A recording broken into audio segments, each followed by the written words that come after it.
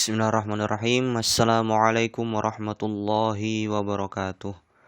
Kami di sini ingin menjelaskan tentang Islam dan sains modern oleh Muhammad Al-Fikri Ramadan dan Muhammad Leonanda Fuadi. Untuk pembahasan kali ini akan kami bagi menjadi 4 bagian. Yang pertama, pengertian sains, dan yang kedua, sains dalam pandangan Islam dan Al-Quran. Yang ketiga, hubungan antara Islam dan sains modern. Yang keempat, tokoh ilmuwan muslim kontemporer. Nah, sekarang kita masuk ke pembahasan pertama, pengertian sains. Nah, jadi kata sains ini diambil dari bahasa Latin yaitu scientia. Secara etimologi atau secara bahasa, kata sains memiliki arti pengetahuan. Secara terminologinya atau secara istilahnya, kata sains ini memiliki beberapa pengertian.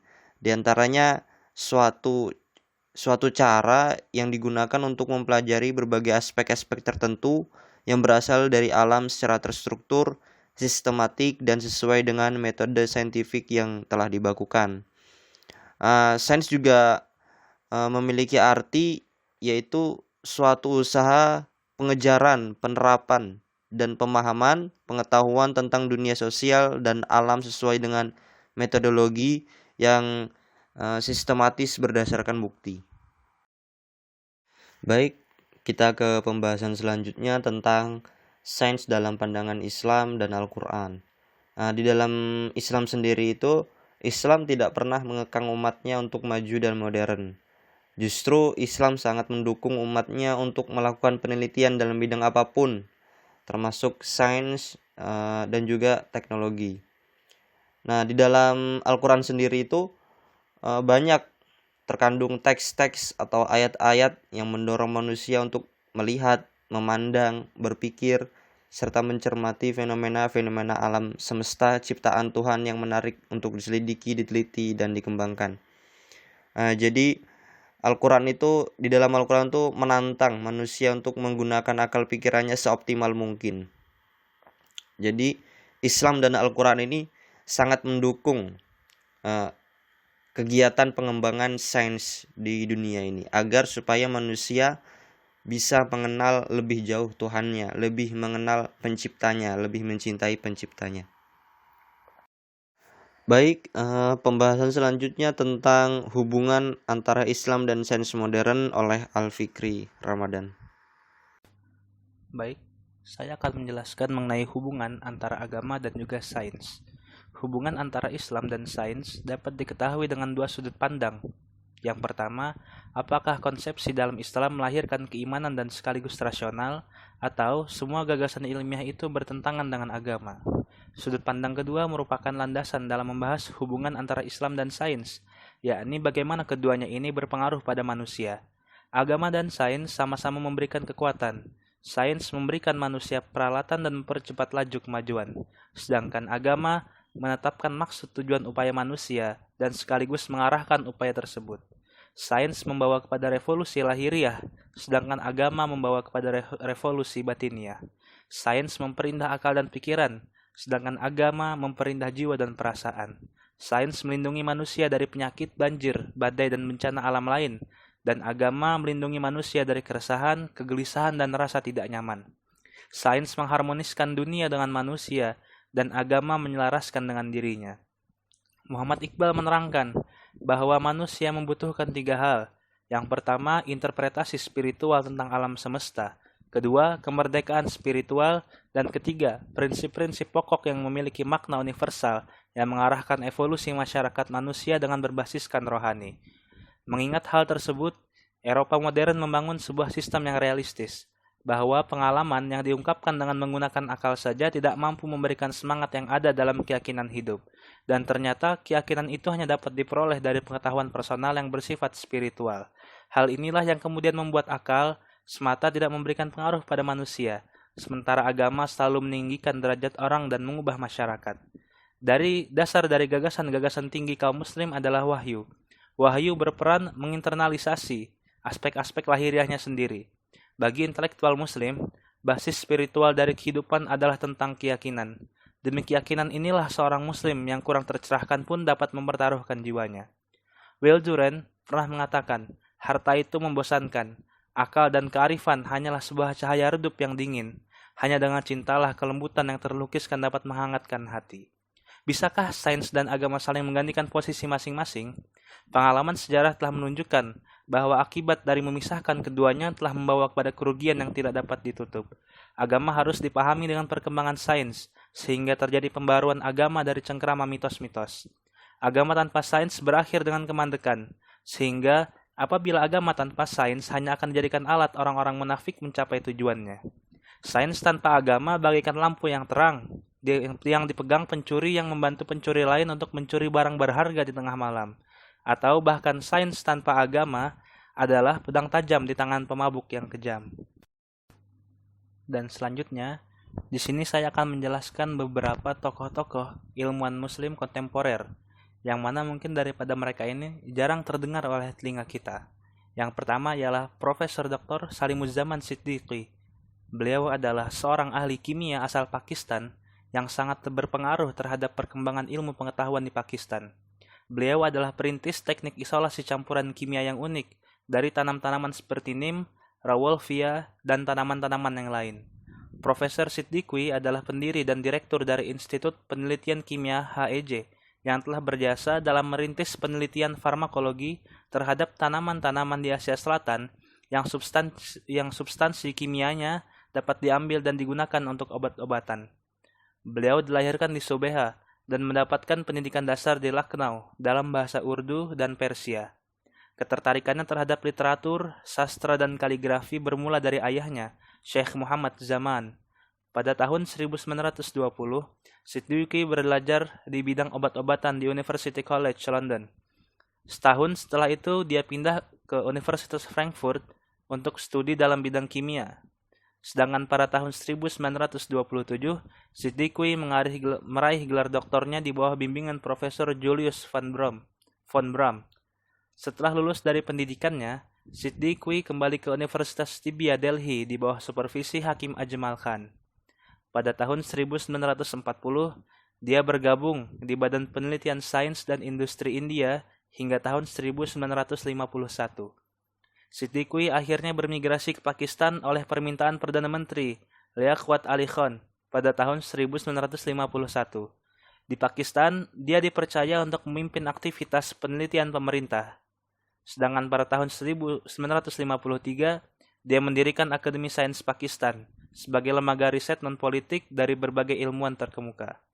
Hasil penelitian beliau yang pertama kali adalah tahun 1931, yaitu penelitiannya tentang isolasi agen antiaritmik dari akar-akar tanaman Rauwolfia serpentina.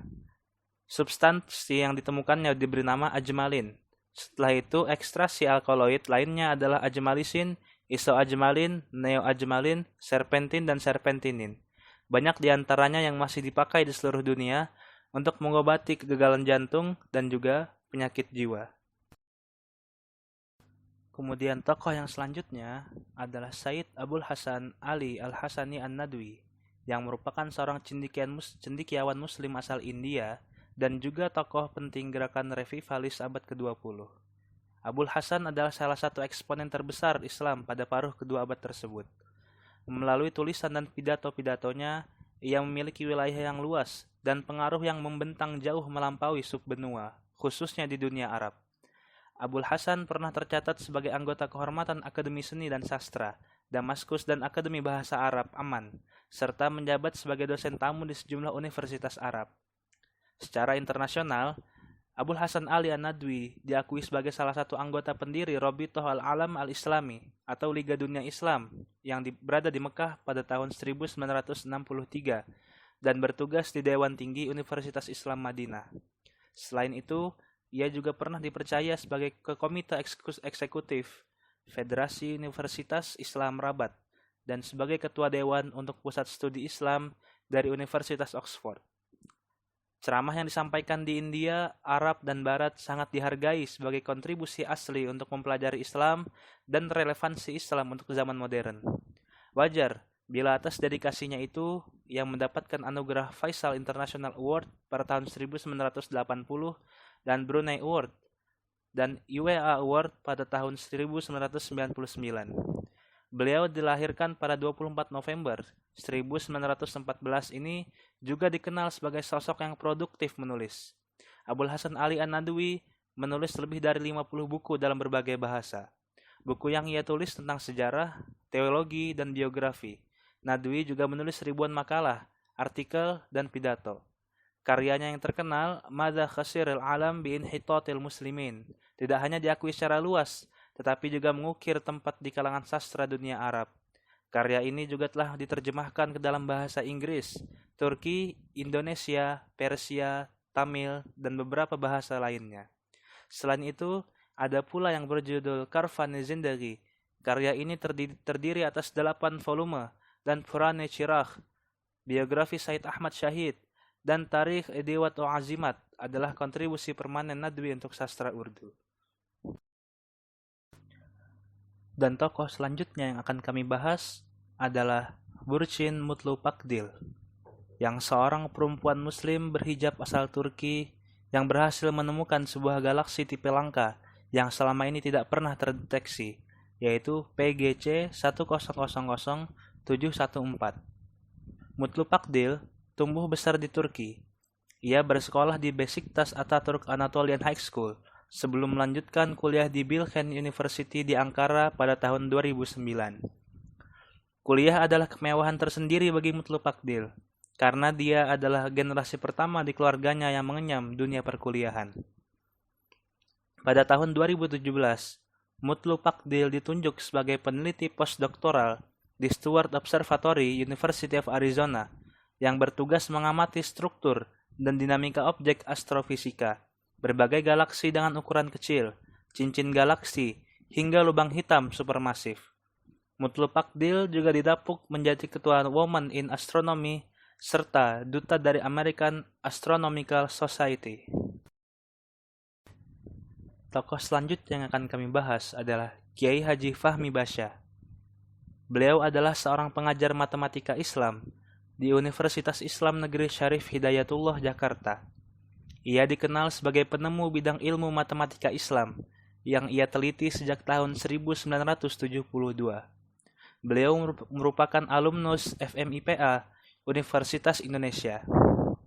Kiai Haji Fahmi Basya dilahirkan di Padang pada tanggal 3 Februari tahun 1952 dari pasangan Hamdi Bakri dan Hajah Barkah.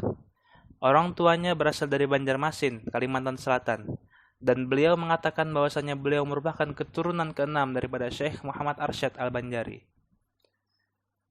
Mengenai ilmu matematika Islam, beliau mengatakan telah melakukan penelitian mengenai Al-Quran sejak tahun 1972 hingga akhirnya berhasil merumuskan matematika Islam pada tahun 1982. Adapun salah satu karya beliau yang sangat fenomenal dan juga sangat sensasional ialah tentang perhitungan matematika Islam yang beliau lakukan selama 35 tahun dan berdasarkan fakta-fakta eksak melalui pendekatan sains Al-Quran. Kiai Haji Fahmi Basya mengklaim bahwa Candi Borobudur merupakan peninggalan Nabi Sulaiman.